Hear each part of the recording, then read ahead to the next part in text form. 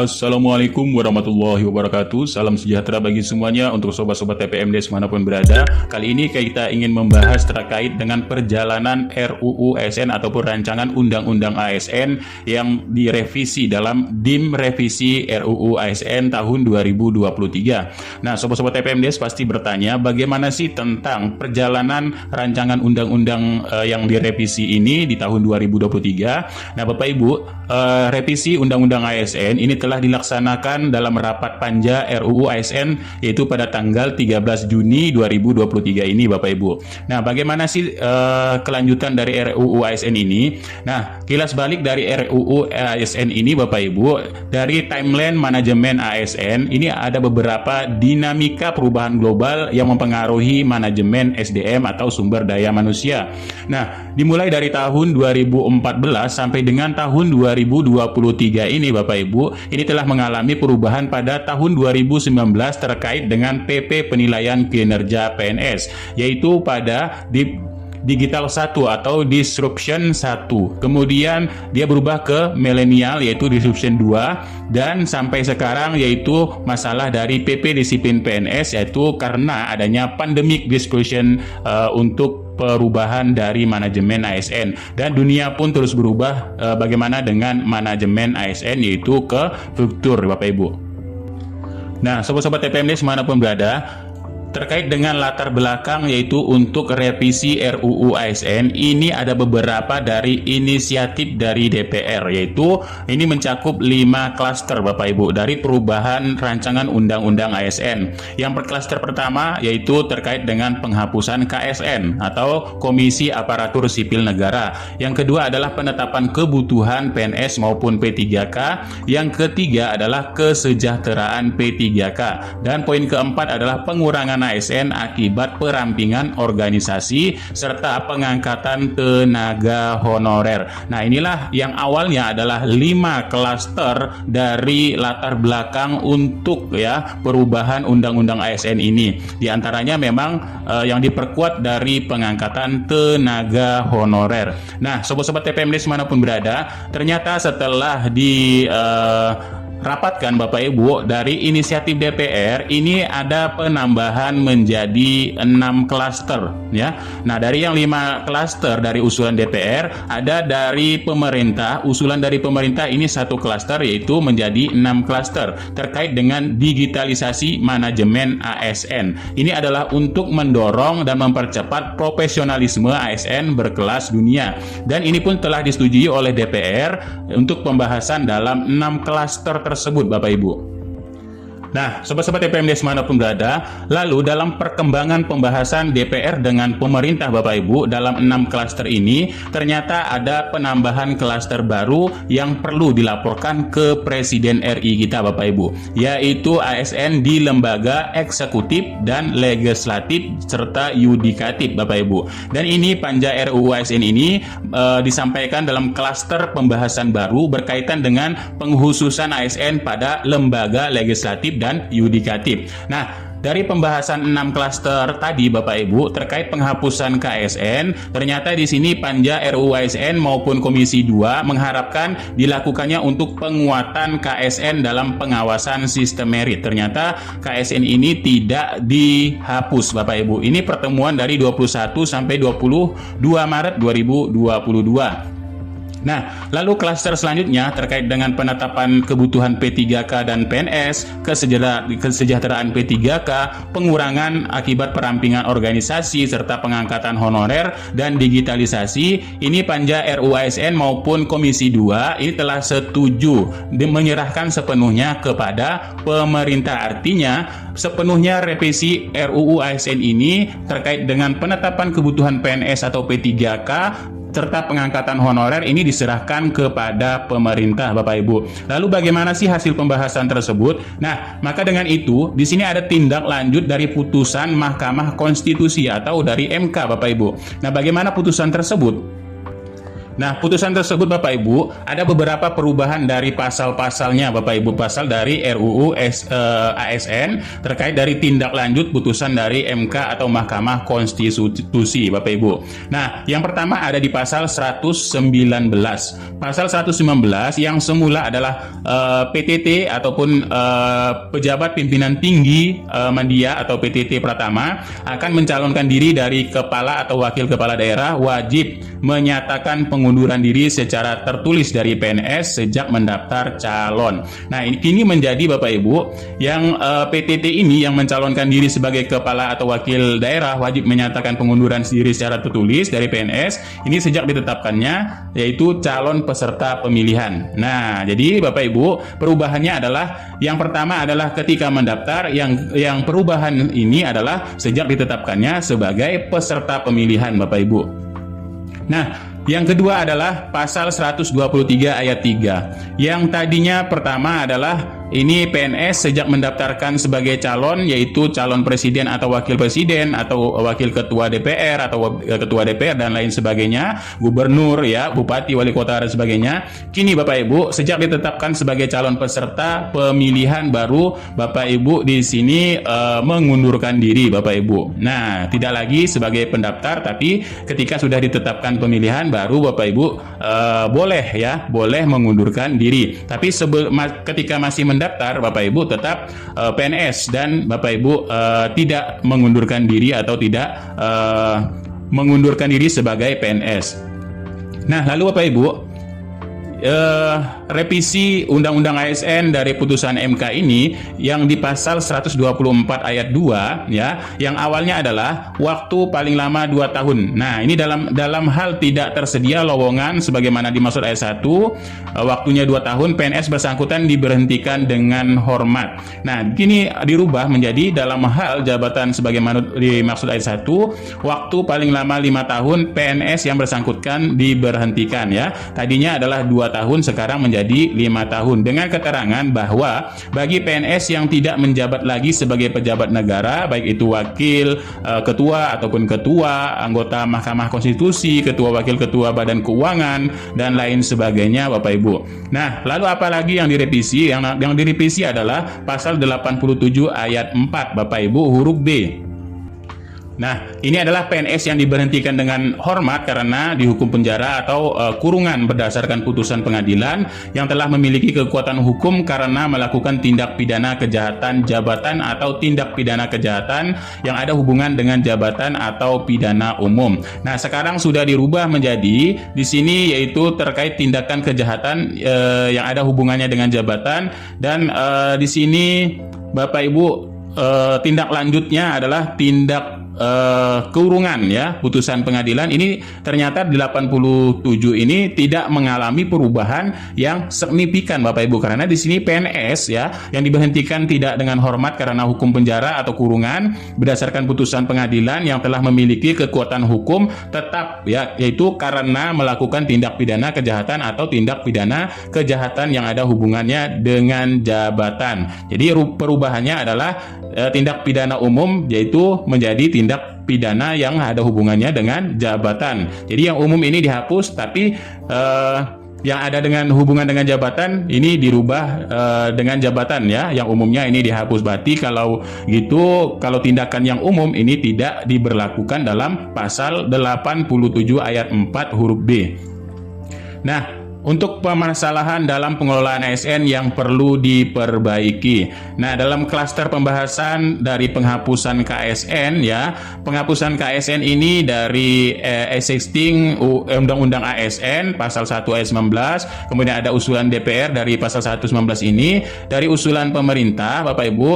Yang pertama ini dihapusnya pasal 1 sampai 19 sebagai implikasi penghapusan seluruh pasal terkait perkembangan pasal 25 ayat 2 ya huruf B, dan ini mempertahankan pasal 1 angka 19 yaitu Komisi ASN. Nah, kalau usulan DPR, Komisi ASN selanjutnya disingkat dengan KSN, ini bersifat nasional, tetap mandiri dan bebas dari intervensi politik. Nah, artinya lembaga KSN ini tetap diberlakukan.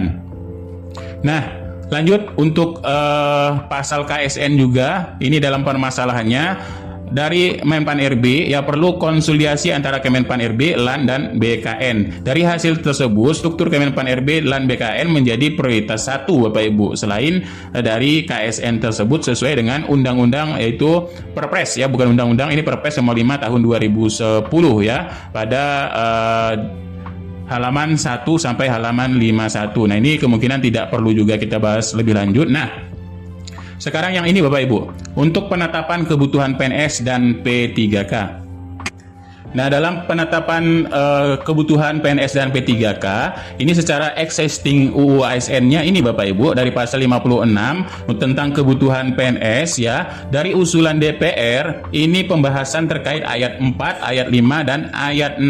Ayat 4 adalah penetapan kebutuhan PNS harus disertai jadwal pengadaan, jumlah, jenis jabatan, kebutuhan, serta kriteria masing-masing jabatan. Kemudian pasal 5 ini yaitu penetapan kebutuhan PNS menjadi dasar bagi diadakannya pengadaan PNS, dan dalam kebutuhan PNS belum ditetapkan pengadaan PNS dihentikan.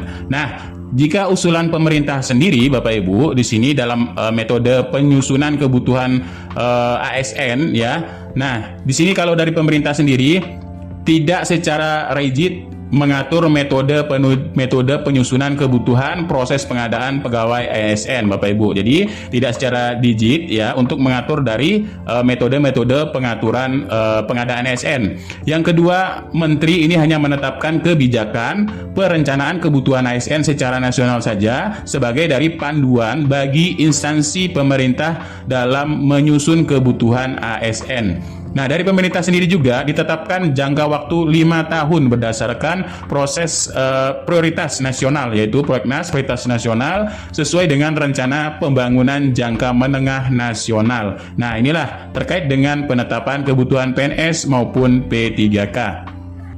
Nah, Bapak Ibu, yang selanjutnya, untuk kebutuhan PNS dan P3K dalam permasalahannya adalah jabatan ASN ini dapat diduduki oleh P3K ini terbatas. Salah satunya tidak dapat menduduki jabatan JPT Pratama, sementara seringkali dibutuhkan di IP ya, belum tersedia talenta di internal IP sehingga perlu mendatangkan talenta dari luar IP. Maka secara existing Undang-Undang ASN jenis jabatan dapat diisi oleh P3K ini diatur oleh peraturan presiden. Maka dengan usulan DPR ini harus tetap ada ya, secara existing ini harus tetap ada. Namun usulan dari pemerintah Bapak Ibu membuka peluang bagi P3K untuk menduduki jabatan manajerial atau jabatan pimpinan tinggi, administrator, dan pengawas serta jabatan non manajerial. Nah, ini berarti khusus untuk P3K Bapak Ibu ya, serta jabatan fungsional dan jabatan pelaksana, dan ketentuan lebih lanjut diatur dalam PP. Nah, inilah usulan dari pemerintah serta dari DPR. Selanjutnya dalam kesejahteraan P3K. Nah, dalam kesejahteraan P3K secara existing Undang-Undang ASN ini, P3K ini memperoleh gaji tunjangan, cuti, pelindungan, dan pengembangan kompetensi. Namun di usulan DPR Bapak Ibu, P3K memperoleh gaji tunjangan serta fasilitas juga. Kemudian mendapatkan cuti, pengembangan kompetensi. Nah, ini usulannya adalah jaminan pensiun dan hari tua serta perlindungan. Jadi ada tambahan satu, yaitu jaminan pensiun dan hari tua. Namun dari usulan pemerintah sendiri Bapak Ibu terkait dengan kesejahteraan P3K, dari komponen kesejahteraan pegawai PNS maupun P3K ini tidak disebutkan katanya secara rigid ya. Dan kesejahteraan ASN mengarah pada konsep total reward ya, pada rewardnya, pemberian penghargaan atau reward. Nah, kemudian komponen penghargaan pengakuan bagi ASN terdiri dari gaji pokok, penghargaan motivasi, tunjangan dan fasilitas serta pengakuan. Dan penghargaan ASN diatur lebih lanjut dalam peraturan pemerintah. Nah, ini Bapak Ibu, dari usulan DPR dan usulan pemerintah ini ya Bapak Ibu ya, untuk jaminan hari tua dari pemerintah ini tidak dimasukkan. Namun usulan DPR tetap memasukkan jaminan pensiun dan hari tua. Nah, selanjutnya untuk pengurangan ASN akibat dari perampingan secara existingnya ini tidak diatur oleh Undang-Undang ASN, namun dari usulan DPR dalam hal perampingan atau kebijakan pemerintah yang mengakibatkan pensiun dini atau secara massal ini, pemerintah sebelumnya berkonsultasi terlebih dahulu dengan DPR berdasarkan dari evaluasi dan perencanaan pegawai. Namun dari usulan pemerintah ini tidak setuju atau dihapus. Dari Panja Undang-Undang ASN dari Komisi 2 DPR katanya sudah sepakat terkait klaster pengurangan ASN akibat perampingan organisasi diserahkan sepenuhnya kepada pemerintah. Nah, ini Bapak Ibu ya. Jadi terkait pengurangan ini pemerintah sendiri tidak setuju kalau harus melaporkan ke DPR karena ini katanya wewenang dari pemerintah itu sendiri. Nah, terkait dengan pengangkatan tenaga honorer. Nah, ini Bapak Ibu, dalam pembahasan status tenaga honorer atau non-ASN atau non-PNS pasca dari PP 49 tahun 2018, ini memang perlu diperjelas. Dari existing Undang-Undang ASN ini, dari Undang-Undang nomor 5 tahun 2014 terkait tentang ASN, ini tidak mengatur dari penyelesaian tenaga honorer. Namun, usulan dari DPR sendiri Bapak Ibu, tenaga honorer dan sebutan lainnya atau non-ASN ini diangkat menjadi PNS secara langsung. Ini usulan dari DPR Bapak Ibu. Setelah dilakukan verifikasi SK pengangkatan dengan memperhatikan BUP. Nah, ini Bapak Ibu ya, usulan dari DPR ini diangkat PNS secara langsung bukan P3K. Namun dari sisi pemerintah sendiri, ini Bapak Ibu diatur dalam ketentuan peralihan ya, dari honorer ke peralihan. Jadi tenaga honorer atau sebutan lainnya dapat diseleksi menjadi P3K paruh waktu. Selanjutnya apabila terdapat kebutuhan P3K penuh waktu, instansi dapat melakukan seleksi dengan memprioritaskan P3K paruh waktu. Artinya, jadi P3K yang paruh waktu ini ya, P3K 1 atau P3K paruh waktu, jika instansi ini memang membutuhkan P3K yang penuh waktu ya.